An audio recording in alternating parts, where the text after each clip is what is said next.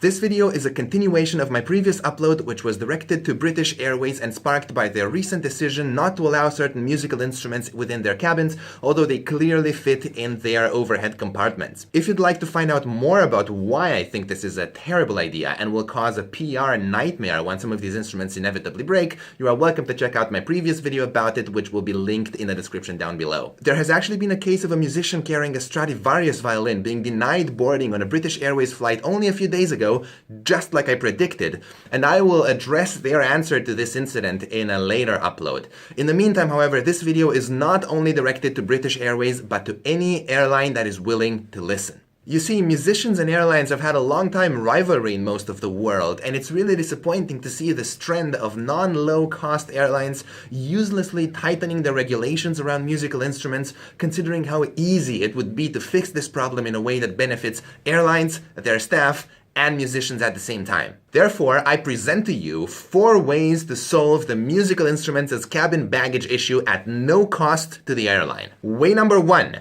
Include an exception from hand baggage size regulations for musical instruments that clearly fit within your overhead compartments, such as violins, violas, and guitars. Now, British Airways actually pretends to do this, but I will explain to you in my next video why their language means absolutely nothing and will not guarantee you'll be able to take your instrument on board. Much like we've just seen it happen a few days ago. In any case, carriers of these instruments are commonly denied boarding because they are usually slightly larger than most airlines' cabin bag restrictions.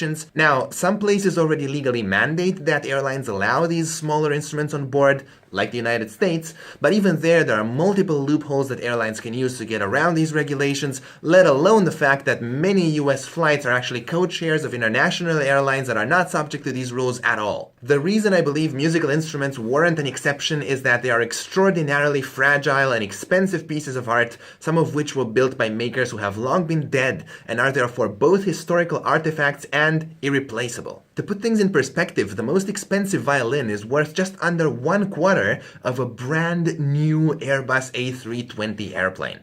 But even regular cheap instruments are by far the most expensive objects regularly transported on board. Like, for example, this classical guitar behind me, which is worth about 18,000 euros. Would you leave this object in the hands of baggage handlers who have no idea what's inside? There are so many exceptions for all kinds of special luggage, from baby equipment to medication and certain electronic devices. Why not one for the most expensive and easily damaged objects on board? But okay, let's say airlines are purely profit-driven, although breaking one of these is going to give you a lot of bad press, which is not great for profits.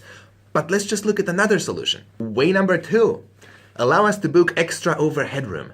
On basically any airline I've ever flown, you're always allowed to pay a little bit extra for a little bit more legroom and a more comfortable flight. Why can't we book extra overhead room just as well? You say overhead space is limited. Yeah, so is legroom. It's a finite plane, I know. Still, I can book extra legroom, but not extra overhead room. Why? The key here is that extra legroom costs a fraction of the price of my ticket. Airlines might be tempted to say at this point, yeah, you can transport your viola on board if you pay an extra seat for it. It's just like booking extra overhead room, only it's at the price of a full ticket. However, once you ask us to book extra seats for our small instruments, you are drastically altering the price difference between low-cost companies and you, and also disincentivizing musicians from ever flying with you. Let me explain. If a low-cost flight costs 200 euros and a regular flight on the same route is 500 euros, but the low-cost company will force me to buy an extra seat for my guitar while you won't, then I will almost always end up flying with you because you have effectively diminished the price difference between the low-cost and your flight. I can either pay 2 tickets, that is 400 euros for a low-cost flight, or 1 ticket, that is 500 euros for a regular flight. With such a small difference in price, I am very tempted to fly the regular airline, which offers quite a bit more comfort. However, once you also ask me for an extra seat to fly with you, you have suddenly doubled the price difference between a low cost and your flight. I can then either pay 400 euros for a low cost or 1,000 euros for your flight. With that 600 euro difference, there's no question that I will take the low cost every single time. And you might say, yeah, but there are rich people around the world that don't mind paying that much. To which I say, sure, but even they won't just throw away that money. You see, when you pay exorbitant amounts for a luxury flight, you also expect luxury conditions, which quite frankly, if you are one of the airlines I normally fly with, you just don't have. So nobody will want to fly with you. Regular musicians like me won't be able to afford it, and rich people who could afford it won't be interested in your regular passenger experience. In addition, extra seats are kind of a ripoff. I don't know if you're aware of this, but when you book an extra seat, you don't get a second meal or a second piece of hand luggage. Extra seats are basically forcing us to treat our instruments as a person, but then denying us all advantages that come with flying with another person.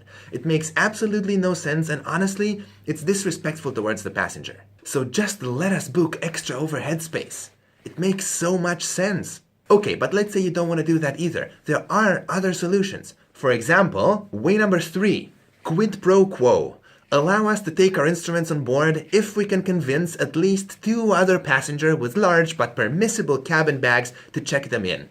If it's all about the space, then that's it, right? Allow us to go up to you at the check-in desk and say, here are 2 passengers, these are their bags, make sure they fit cabin bag restrictions, check those in, and let me take my guitar with me on board in exchange. There are hundreds of people on a plane, and if there are not, then the plane is really empty and there's a lot of space.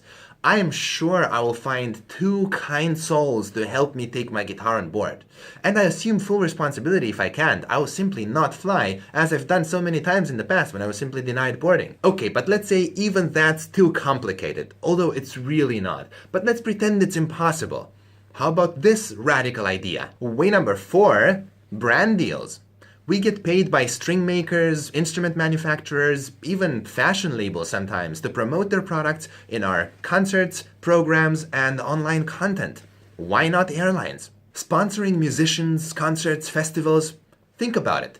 We sign a contract, you guarantee we'll be able to take our instruments on board and get discounted flights or free upgrades or whatever, depending on what we can offer you.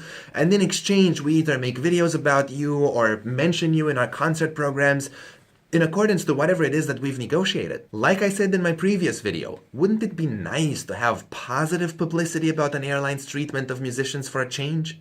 Wouldn't it be nice for me to be able to write in my programs, Mircea proudly flew Airline X to this concert, or even make a video explaining why I prefer to fly Airline X and how they are objectively nicer to musicians than all other airlines? Wouldn't that be nice? We are actually on the same team here. We provide a service too. I'm sure you enjoy listening to music as well. This could be a match made in heaven. We fly all the time, so we need you, and at the same time, we are both your consumers as well as opinion influencers who wield some degree of power over the way you are perceived among the general public. Wouldn't this help with your corporate social responsibility, helping independent creators, musicians, the arts? Let us please work together to find a solution that benefits both airlines and musicians. There are so many options. And I've got so many more ideas, so if you have any questions, just ask. Also, if you just want to go ahead and implement one of these solutions, let us know so that we can at least also provide positive publicity in response to your kind actions. Please, let us work together to make the world a better place. Thank you.